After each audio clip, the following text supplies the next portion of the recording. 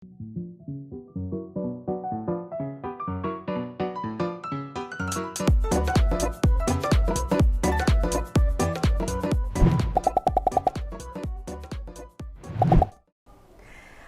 Cakapers, balik lagi dengan Anggi Cakap Medan. Kali ini sangat istimewa karena sebenarnya hari ini adalah edisinya gitu kali Gibah Jitu Yuk Kita Gali. Tapi biasanya atmosfernya adalah ruangan podcast. Nah hari ini kita langsung main ke dapur. Ke dapur abang yang keren ini, Bang Andi Hutagaluh. Kalau misalnya kita biasanya menyapanya teman-teman yang nonton Cakap Medan itu Cakapers, Bang. Ya, Cakapers ya. Cakapers. Bang Andi Hutagaluh biasanya enaknya dipanggil Bang Galung sama Bang Andi nih. Bebas sih sebenarnya. Nah, kalau Andi dia bicara umum, di Medan cukup banyak, ya kan? Ada yang Andi itu, Andi ini. Oh iya. Galung belum ada ya. Galung belum ada, Bang Sedikit Galung. ya. Bang Galung. Jadi sebenarnya kalau misalnya Bang Galung ini, saya juga sebenarnya bingung untuk menamainya apa gitu. Karena kalau misalnya saya bilang, baik Bang Galung ini adalah seorang fotografi, iya juga. Fotografer gitu ya. Videografer, iya juga. Movie maker, sutradara, semuanya abang garap gitu ya. Sebenarnya Bang Galung lebih prefer dikenal itu dengan istilah apa nih Bang? Mana ya? Jangan bilang dikenal dengan istilah ayah dari anak-anak. Enggak lah. Ya, kalau aku sih selalu bilang orang audiovisual. Audiovisual. Nah, karena ya dari fotografi gitu kan, mencakup bicara semuanya visual ya? gitu kan, dari yang bernuansa audio juga gabung ke dalam gitu. Jadi Bang Galung ini adalah orang yang concern di bidang audiovisual gitu ya. Saking concernnya, kalau misalnya Cakapers googling gitu ya, Andi Hutagaluh, zet, itu semuanya prestasi, bukan hanya di Medan, bukan hanya di Indonesia, tapi juga di luar. Dan beberapa kompetisinya juga bukan hanya fotografi aja, tapi ada untuk yang film, bahkan juga penghargaan sebagai juri dalam beberapa kompetisi begitu ya. Tapi saya penasaran nih Bang, dari kecil makannya apa? Yang pasti brondolan paling banyak kalau di Sumatera Utara. Brondolan ya? Ya, brondolan itu identik dengan buah kelapa sawit. Oh iya, aku belum coba. Siapa aku harus coba ya biar bisa kayak Bang Galung ya? Tapi yang masih muda. Jadi gitu ya? tengahnya itu yang diambil. kalau misalnya kelapa di tengah, terus ada yang sebelum diparut, diambil, itu tuh brondolan? Itu kayak gabus nggak sih? Nah, itu kalau itu dia kentos namanya kalau di kampung kami. Kalau brondolan itu dia kelapa sawit. Kelapa sawit muda, di tengahnya itu seperti kelapa yang masih muda. Iya, kalau itu yang bisa, diambil. Itu yang diambil. namanya brondolan. Kecil-kecil gitu. Makanya dimentah gitu aja? Iya, makanya Udah ya, belum 5 menit Cakapers sudah tahu rahasia pintar anak zaman dulu yang bisa menghasilkan karya-karya sampai go internasional, makannya brondolan. Langsung dicatat.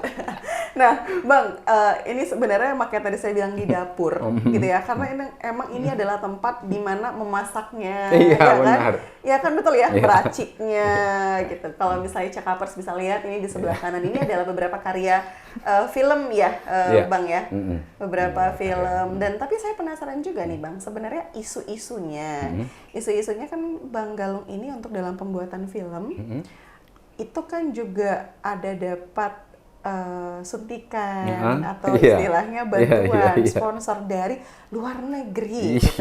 Kenapa bisa Abang bikin film terus mereka punya trigger untuk ya udah kita danain? Emang Abang bikin film apa sih Bang? Coba. Ya, kalau itu sebenarnya bisa dibilang aku ngikutin apa ya, ajang juga. Artinya ajang bagaimana mengumpulkan, biasanya itu ada mereka mengumpulin peserta. Aku yang sering itu ikut Asia Tenggara, bagian Tenggara. Jadi masuk ke dalam situ semua, akhirnya mereka kurasi baru kita diberikan ruang untuk pitching. Berekspresi. Pitching. Oh, pitching. Apa yang sebenarnya akan kalian buat filmnya? Oke. Gitu. Karena yang paling tertarik biasanya kalau orang luar negeri gitu, itu bicaranya pasti yang diambil isunya dari lokal, tapi itu bisa pengaruhin global gitu. Contohnya gini, misalnya kalau yang kemarin yang orang luar negeri itu aku ngikut pitching di Doc Bedsy dan Ibden. Yang aku ambil itu adalah tentang bicara bumi. Tapi terkait dengan sebenarnya isunya yang menghantarkan itu adalah burung migran. Nah, burung migran ini kan bukan hanya hidup di Indonesia, Di Indonesia itu hanya singgah mencari Iya, makan iya, gitu. iya. Tapi hidupnya kan sebenarnya untuk beranak pinak itu di daerah Rusia, Rusia, Cina gitu. Jadi mereka pesisir, semua pesisir timur sih biasanya orang melintas. Jadi itu yang aku sampaikan kepada para juri.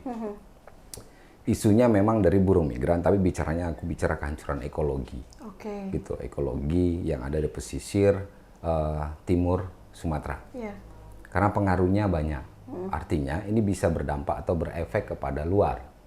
Ini yang sebenarnya kalau orang luar negeri yang inginkan gitu. Betul. Isunya dari lokal, tapi manfaatnya untuk global. Untuk global. Gitu. Itu sebenarnya itu yang paling penting yang harus kita pahamin sebenarnya Iya, iya, untuk bagaimana kita bisa menarik simpatik donor-donor luar untuk bisa masuk ke dalam kita. Betul. Gitu. Jadi bukan hanya sekedar estetikanya, Iya, benar. visualnya, gambarnya Enggak, bagus segala macam. Karena kalau misalnya seperti itu, mungkin secara kualitas gambar atau pengambilan visualnya, mereka mungkin juga nggak akan meragukan ya. Karena yang ikut-ikut pitching ini pasti udah yang terkualifikasi. Iya, karena betul kan ya? banyak syarat ya. Iya, Banyak syarat. banyak Kita harus pertama memberikan trailer, bagaimana sebenarnya style film kita yang akan kita buat, Oke. isunya di dalam, narasumbernya siapa segala macam itu masuk ke dalam situ.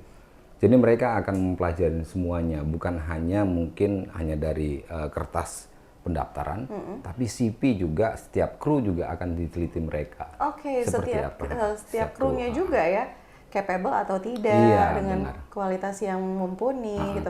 Tuh Cakapers. Jadi kalau misalnya Cakapers berniat untuk Iya. membuat karya-karya yang mungkin bisa didanai atau dibantu, diberikan bantuan dana Iya, lah gitu betul. untuk bisa merealisasikan karya-karya itu, coba diperluas lagi imajinasinya, bukan hanya mengambil dari sisi estetika visualnya, tapi bagaimana nanti hasilnya bisa berdampak secara Iya, global. benar. Kalau tadi Bang Galung ngebawanya lebih kepada eko sistem namanya? ekologi Iya, dan lain betul. sebagainya. Nah, berbicara soal lokal, lokal terus dibawa ke global. Aku menariknya juga adalah Bang Galung ini kan memang cinta ya, terlalu cinta apa memang atau gimana nih dengan lokal? Artinya begini, Sumut, Medan, Nias itu kayaknya diangkat sama Bang Galung.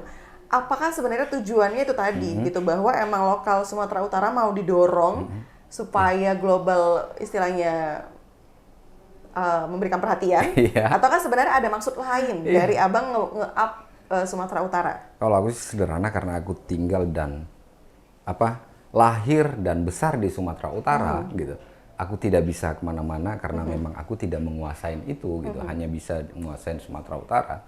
Ya mungkin itu bukan hanya kerja aku gitu, tapi mungkin semua yang lahir Sumatera Utara juga harus ikut bertanggung jawab gitu loh, untuk menyampaikan pesan gitu. Sumatera Utara adalah wilayah yang punya kekayaan dan istimewa gitu loh. Karena siapa lagi yang bisa membesarkan daerah Kalau kita bukan gitu, kita. kalau bukan kita gitu loh, kayak lagu-lagu itu ya kan. Baru satu lagi, karena kita yang paling kenal di dalam rumah kita, ini ibarat Sumatera Utara adalah rumah kita gitu. Ya kita bisa aja sebenarnya pindah gitu untuk kerja sesuatu di daerah lain, tapi kita tidak bisa menguasain itu gitu.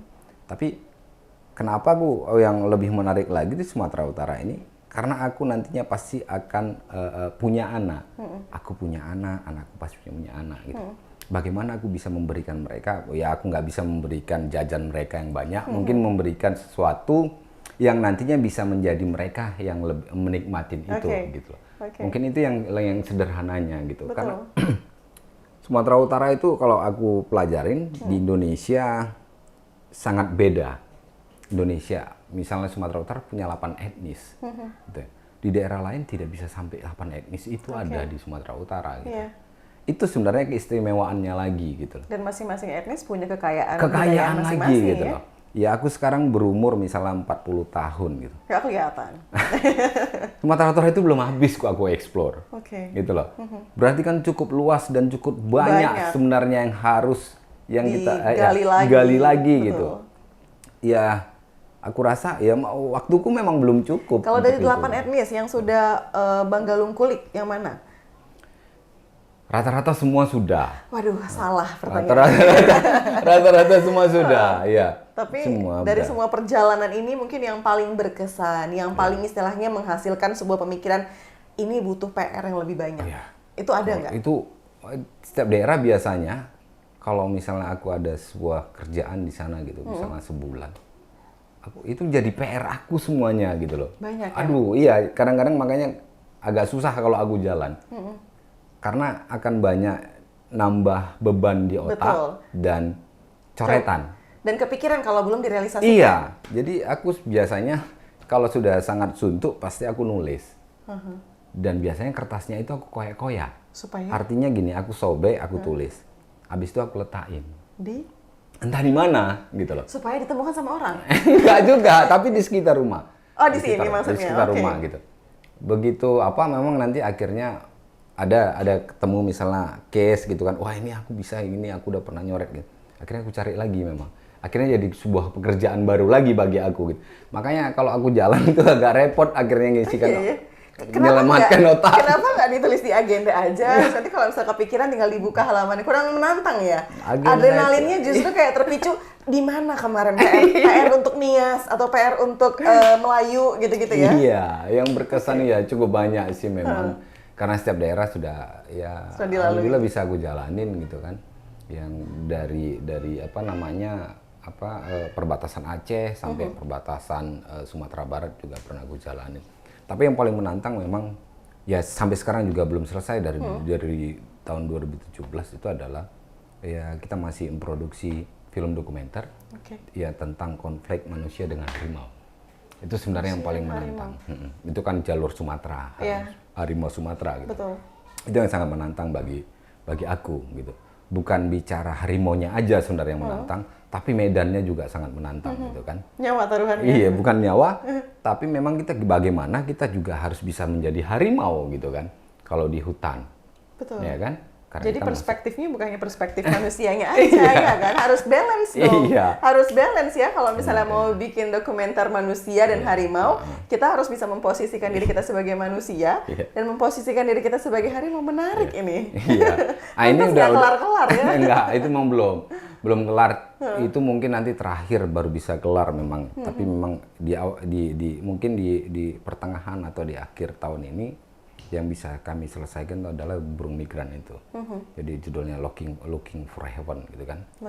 Mencari suaka gitu. Bagaimana sebenarnya burung ini menjadi tolak ukur triggernya untuk menemukan kehancuran ekologi yang ada di pesisir pantai timur itu gitu.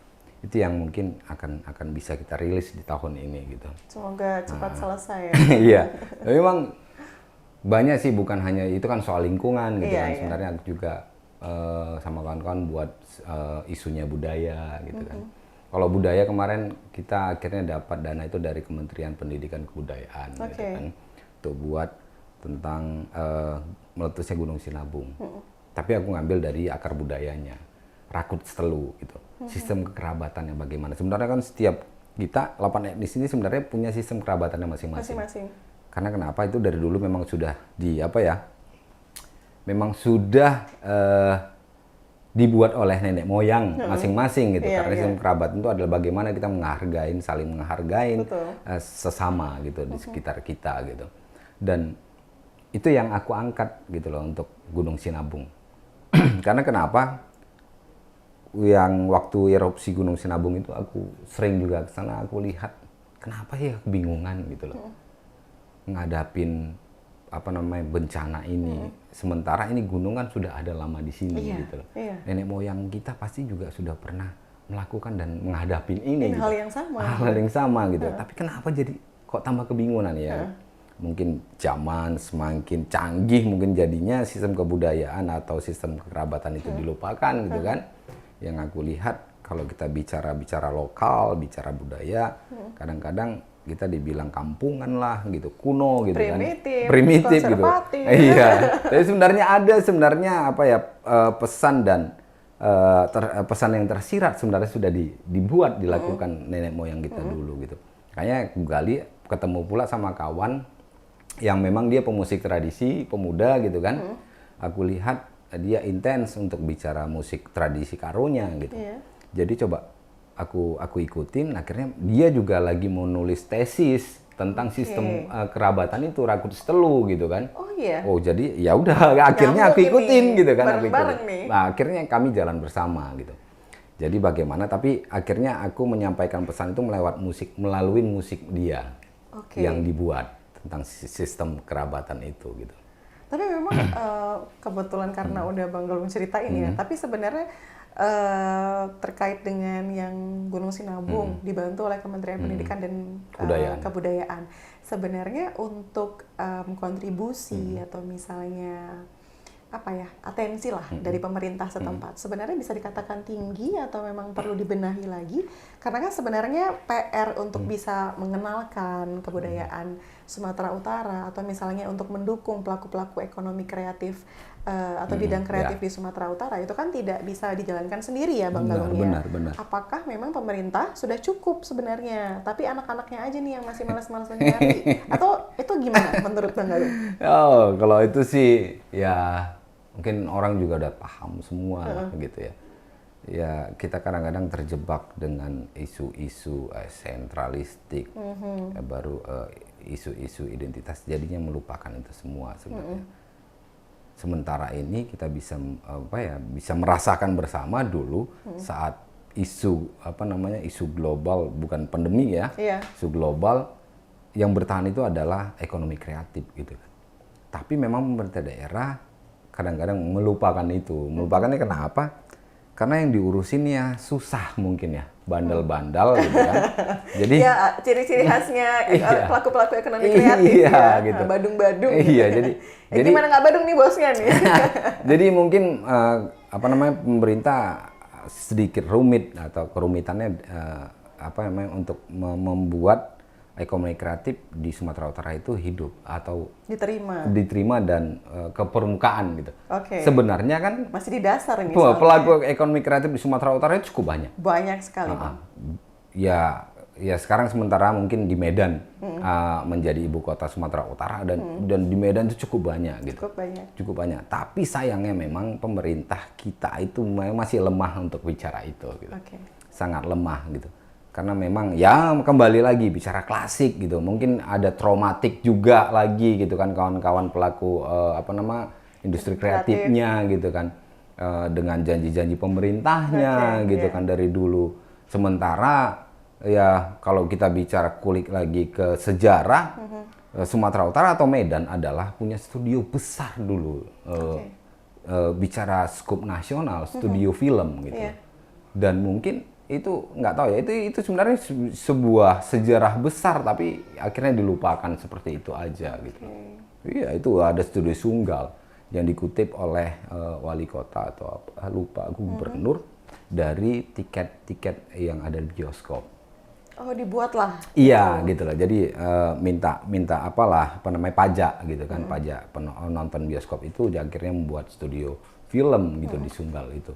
Tapi mungkin sekarang belum difungsikan kembali atau? Bukan, itu hilang sama sekali. Bahkan sekarang. Hilang, ya? Tanahnya juga nggak nampak gitu loh. Jangankan bangunan, tanahnya aja nggak nampak atau lagi. Sudah mungkin terlalu lama vakum studionya, jadi kayak dialihfungsikan? Nggak tahu. Ya kalau kita tanya juga kakek-kakek yang ngolah itu gitu, bapak-bapak. Berarti udah gitu. lama kali ya Bang ya? Udah cukup lama gitu lah. Ya tahun-tahun 70-an 80-an sebenarnya itu. Terus 80-an udah mulai beroperasi gitu kan.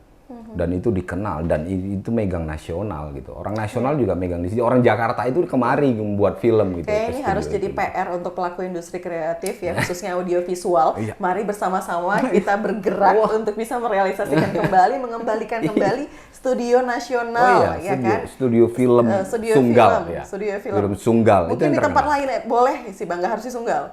Di depan rumah bisa ada kosong ya tanah. Iya.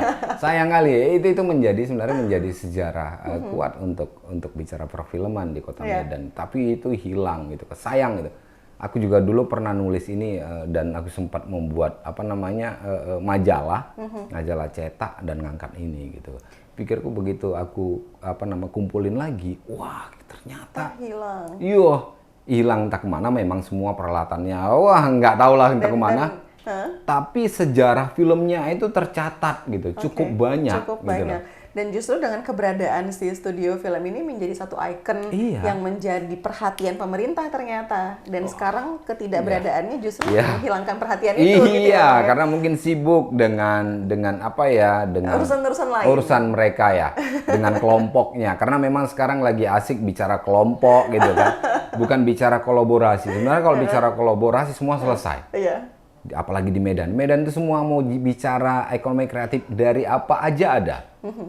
Tapi memang masih bicara sendiri-sendiri gitu loh. Kerja sendiri-sendiri, jualan sendiri-sendiri gitu.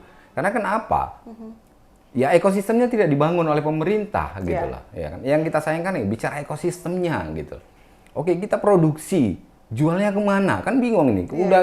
Udah kalau orang pelaku industri udah dibuat tak laku, besok tak buat lagi dia gitu kan.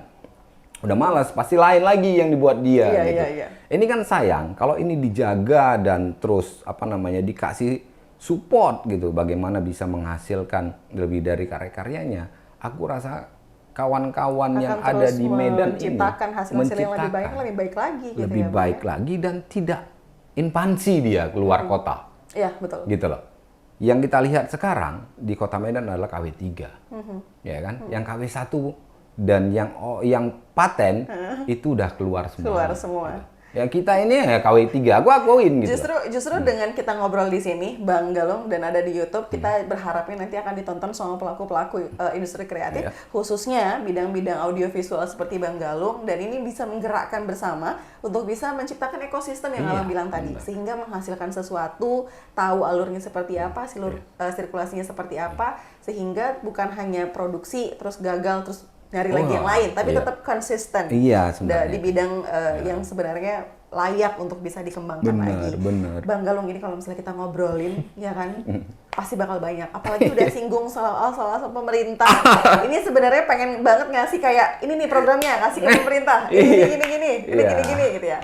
Tapi mungkin kita akan ada di sesi selanjutnya untuk bisa ngobrolin soal bagaimana kolaborasi yang kita maksud bersama dengan pemerintah dalam rangka untuk memajukan, melestarikan, dan juga menyebarluaskan kebudayaan yang ada di Sumatera Utara melalui karya-karya audiovisual kita. Terakhir, Bang, sebagai penutup, kira-kira harapannya untuk teman-teman yang cinta dengan audiovisual versi Bang Galung, gimana nih Bang, sebelum menutup? Iya, kalau aku sih sederhana untuk kawan-kawan selain aku lah ya gitu ya. Ya cari referensi sebenarnya, itu kunci. Referensi, jangan lupa membaca, jangan malas membaca gitu ya kan. Bukan hanya YouTube berarti ya. Iya, membaca itu sangat penting karena kita bisa dari gambar bisa mengilustrasikan, dari tulisan bisa mengilustrasikan sebuah gambar gitu. Jadi YouTube itu mungkin merangsang gambar dan gambar bergerak dan suara. Tapi kalau tulisan itu adalah bagaimana merangkai, gitu. Iya, merangkai kata-kata untuk dijadikan visual, gitu loh. Itu sinergisnya kan. Sebenarnya ekosistemnya kan di situ juga ini. Yang kita sayangkan kadang-kadang kita lupa gitu mencari referensi dan menonton. Misalnya kalau bicara audiovisual, bicara gambar bergerak adalah banyak-banyaklah menonton gitu. Kenapa? Karena itu kuncinya. Kita bisa melihat, mendengar langsung bagaimana sebenarnya yang diinginkan. Misalnya bicara pasar, industri gitu kan. Mungkin bicara yang lain. Ya kita harus kenalin itu dulu gitu loh. Itu yang harus kita gali. Dan itu menjadi bahan riset sebenarnya. Ya kalau kami di sini adalah bagaimana mengelola audiovisual itu didasarin oleh riset gitu loh. Bukan bagaimana membuat gambar bergerak. Itu keinginan kita. Sebenarnya di awal mungkin bisa lah. Itu bisa ekstensi ya. Bicara bagaimana kita biar bisa diakuin orang. Dan satu lagi bagaimana kita bisa mengeluarkan karya kita untuk dilihat orang. Tapi setelah itu kan bagaimana kita bisa menyajikan yang lebih baik dari hasil kita yang sebelumnya gitu. Itu sebenarnya gitu. Jadi habis itu coba jaringan gitu loh. Jaringan ini sangat penting. Kenapa? Mungkin kabar yang ada di Medan itu tidak sama kabar yang ada di Padang misalnya gitu kan. Ada yang di Aceh. Dan satu lagi kita bisa tukar-tukaran informasi. Baru satu lagi kalau bicara audiovisual ada tukar-tukaran film. Gitu loh. Itu kan untuk memancing apa kita lagi gitu, semangat kita dan kreativitas juga ya. Iya gitu. Oh ini kawan-kawan Padang seperti ini udah sampai sini gitu. Kawan-kawan Aceh udah sampai sini. Ya kan kita akhirnya kan terpacu lagi gitu kan. Oh kita harus memberikan ini juga lagi sama kawan-kawan Padang, kawan-kawan Aceh gitu. Akhirnya kolaborasi akan terjadi gitu loh. Oke. Dan pasti akan lebih baik lagi lah gitu daripada kerja sendiri gitu. Betul. Referensi, relasi. Relasi. Terima kasih Bang Iya, Galung, sama-sama. sehat selalu. Semoga karya-karyanya dan yang terakhir adalah si buruh Looking for Heaven. Looking for Kita Heaven. tunggu ya. Nanti kita akan nonton bareng Siap. dengan Cakapers juga. Sampai ketemu Cakapers.